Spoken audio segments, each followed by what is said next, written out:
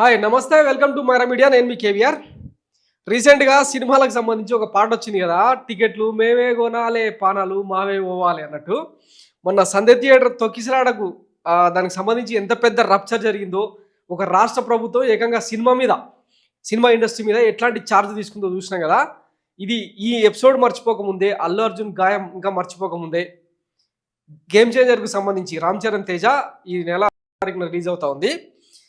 సంక్రాంతి పురస్కరించుకొని ఈ నేపథ్యంలో రాజమండ్రిలో ఇంచుమించు 6 లక్షల మందితో నిర్వహించిన ఈవెంట్ పెద్ద సక్సెస్ అయింది. ఆ సినిమా హిట్టో ఫట్టో తర్వాత సంగతి. తమిళ డైరెక్టర్ శంకర్ తీస్తున్న ఈ సినిమాకు సంబంధించి ఇప్పటికే చాలా హైప్ క్రియేట్ అయింది. ఆ ఈవెంట్కి వెళ్ళొస్తూ అరవ మణికంఠ అండ్ తోకడ చరణ్ అనే ఇద్దరు ఫ్యాన్స్ రాత్రి 9:30 గంటల సమయంలో వేమగిరి దగ్గర ఒక టిప్పర్ యాక్సిడెంట్ అయి చనిపోయారు. పాపం ఇద్దరు అభిమానులు ఇట్లా అంటే కళ్ళ ముందే చనిపోవడం, ఈవెంట్ పురస్కరించుకొని అది చూసిన తర్వాత తిరిగి ఇంటికి వెళ్తున్న క్రమంలో మరో ఇద్దరు అభిమానులు మృత్యువాత పడడం నిజంగా సినిమా ఇండస్ట్రీలో పెద్ద విషాదంగానే చెప్పాలి. దీనికి సంబంధించి సినిమా యూనిట్ కూడా స్పందించి దిల్ రాజు ఇప్పటికే ఒక్కొక్కరికి 5-5 లక్షల చొప్పున ప్రకటించారు. మన డిప్యూటీ సీఎం పవన్ కళ్యాణ్ గారు కూడా 5-5 లక్షల చొప్పున బాధితులు ఇద్దరికి ప్రకటించారు. అయితే ఈ సినిమాకు సంబంధించి అభిమానులు ఎందుకు ఇంత ఎగబడాలి? ఈ డిజిటల్ యుగంలో చాలా ఫార్మాట్స్ ఉన్నాయి. అసలు పైగా ఈ రాజమండ్రిలో నిర్వహించిన గేమ్ చేంజర్ ఈవెంట్కు స్వయంగా మంత్రులు, ఎస్పీలు, కలెక్టర్లు, అధికార యంత్రాంగం మొత్తం కాపలా కాసి డిప్యూటీ సీఎం కోసమో లేకపోతే మంత్రి దుర్గం రమేష్ వీళ్ళందరూ కూడా అక్కడ కాపలా కాసి ఇంత పెద్ద ఈవెంట్ నిర్వహించాల్సిన అవసరం ఏందో దీనికి సంబంధించి పవన్ కళ్యాణ్ గారు అభిమానులను ఉద్దేశించి కొన్ని కీలకమైన ప్రవచనాలు చెప్పిర్రు. ఒకసారి విందాం అవి.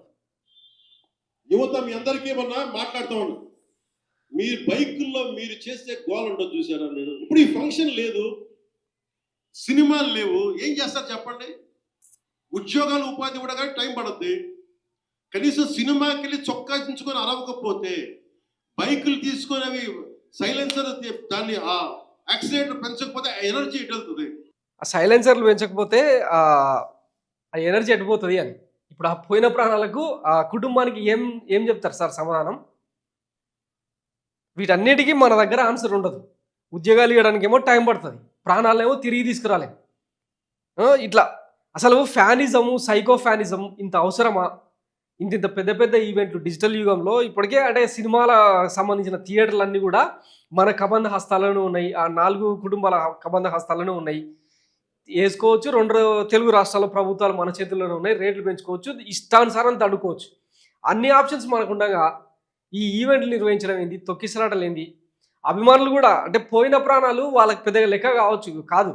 ఎందుకంటే ఫ్యాన్స్ అంటే మాకు ప్రాణం, ఫ్యాన్స్ కోసమే ఏదైనా నవరసాలు పండించేది వాళ్ళ కోసమే అని చెప్పి గంభీర ప్రకటనలు చేస్తారు, బాగానే ఉంది. కానీ తీరా కోల్పోయేది ఎవరు? మిమ్మల్ని నమ్ముకున్న తల్లిదండ్రులు, చేతికొచ్చిన కొడుకులు కళ్ళ ముందరనే ఇట్లా అసూలు బాస్తే వాళ్ళ పరిస్థితి ఏంది? సందేశం ఇచ్చేంత సీన్ అయితే మా దగ్గర లేదు. కానీ ఒకసారి ఆలోచించాలి, ఈ సైకో ఫ్యానిజం అవసరమా?